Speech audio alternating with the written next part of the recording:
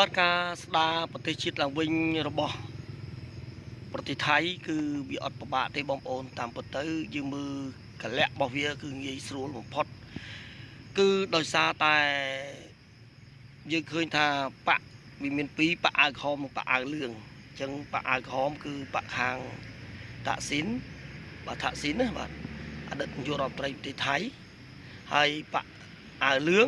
គឺបាក់ស្ដាច់បាក់ខាងយោធាអញ្ចឹងបើពីរនឹងអត់ត្រូវគ្នាបងប្អូនបាទនាយករដ្ឋមន្ត្រីឡើង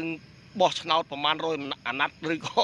បោះឆ្នោតប្រមាណ100នាយករដ្ឋមន្ត្រីក៏គេដេញចេញដែរអញ្ចឹងលុះត្រាថា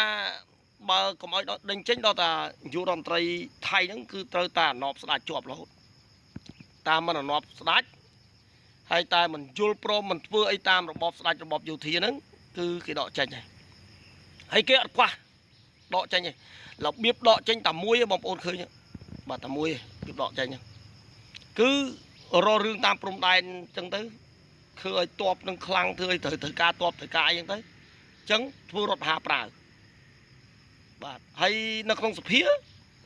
យកចាស់រកនេះហ្នឹងគឺបោះឆ្នោតជាប់តតែអ្នកនឹងជាប់ឆ្នោតជានាយករដ្ឋមន្ត្រីហ្នឹងដាច់មកដាច់បានថា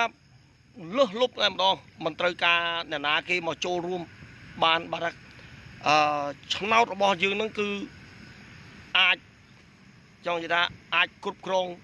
រដ្ឋាភិបាលបានតែម្ដងប៉ុន្តែបើរួបរวมគ្នា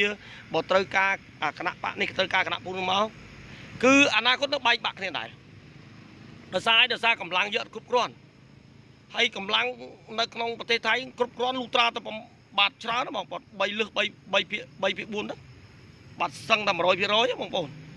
ហើយងាយណាស់បានបោះឆ្នោតព្រោះគេត្រូវការនៅស្រឡាញ់របបស្ដេចដែរអញ្ចឹងគឺមិនងាយទេមិនងាយនឹងនេះបាទអញ្ចឹងបើចង់ឲ្យងាយបំផុតគឺតតានាយករដ្ឋមន្ត្រីឡើងមកគ្រប់មិនមែនគេទៅបរិហាឬក៏វាយស្ដេចវាយអីទេក៏ប៉ុន្តែគឺរបបស្ដេចគឺរបបយោធាគឺគ្រប់គ្រងដដែលអញ្ចឹងឲ្យរបបយោធាគ្រប់គ្រងហ្មងមិនបោះឆ្នោតបាច់អីទេនៅប្រទេសថៃខ្ញុំជឿថាអញ្ចឹងបាទប្រជាជនថៃហ្នឹងស្អីនាយករដ្ឋមន្ត្រីថៃមិនបាច់ចាំទៅកាន់តំណែងស្អីបើឡើងទៅធ្វើអីបានឥឡូវដូចនាយករដ្ឋមន្ត្រីថៃថ្មីរបស់កូនតាក់ស៊ីនឡើងទៅកាន់តំណែងហើយញ័រគ្នាធ្វើអីបានមិនមែនមកពីគ្នាមិនចេះទេគេធ្វើអីបានបើអាងទេគេខ្លាចគេរដ្ឋបហាអីគឺរដ្ឋបហានេះនិយាយអីក៏មិនបាននេះធ្វើអីក៏មិនបានប៉ះពាល់ណាហើយសម្លេងរបស់គ្នាលើសលប់ដែរសម្លេងរបស់គ្នាអាចកាន់រដ្ឋាភិបាលបានប៉ុន្តែត្រូវការសម្លេងពីគណៈបកផ្សេងទៀតដើម្បីនេះអញ្ចឹងមានការអីគេបែកពុកអញ្ចឹងចង់ឲ្យប្រទេសថៃនឹងក៏រីកចម្រើនលុះត្រាឬក៏ស្ដារនៅវិបត្តិនយោបាយក្នុងប្រទេសថៃបានលុះត្រាតែរបបស្ដេចនិងរបបរដ្ឋាភិបាលនឹងគឺនៅគ្រប់គ្នាដាច់ពីគ្នាកុំឲ្យអាងអីប្រើយោធាមកផ្ដួលរំលំអាងអីប្រើយោធាមកធ្វើរដ្ឋបហាអត់មានន័យទេបងប្អូនអីកាន់រដ្ឋាភិបាលបោះឆ្នោតតតងាប់ទៀតនឹងបោះឆ្នោតអីបោះឆ្នោតប្រហិនថវិកា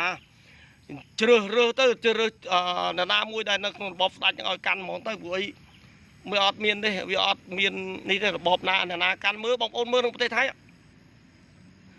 យករដ្ឋមន្ត្រីថ្មីគេបោះឆ្នោតលើសចង់បានលើសលុបក៏នៅមិនបានកាន់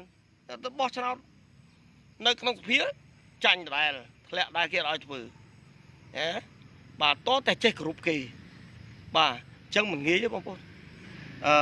ចង់ឲ្យនេះចង់ឲ្យរបបនយោបាយនៅប្រទេសថៃឬក៏ចង់ឲ្យប្រទេសថៃសុខសាន្តបានគ្រប់ស្ដេចឲ្យយករបស់យកអ្នកណានៅក្នុង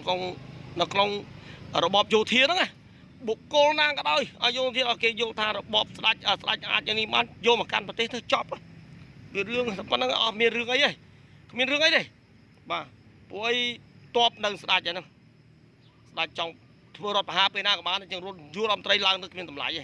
យើងមើលយុរដ្ឋមន្ត្រីថៃថ្មីតូនគាត់ចង់ធ្វើអីក៏ធ្វើមិនបានដែរមិនមែនគាត់អសមត្ថភាពទេគេឡើងដល់ប៉ុណ្ណឹងគេមិនអសមត្ថភាពទេក៏ប៉ុន្តែគ្នាក៏ជាប់នឹងខេននំត្រួតត្រាហ្នឹងធ្វើអីក៏ធ្វើមិនកើតធ្វើអីមិនកើតទេអញ្ចឹងទៅមិនរួចទេឲ្យរបបយោធាកាន់កាប់បានប្រទេសថៃទៅមុខទៀតតែប៉ុណ្្នឹងខ្ញុំគិតតែប៉ុណ្្នឹង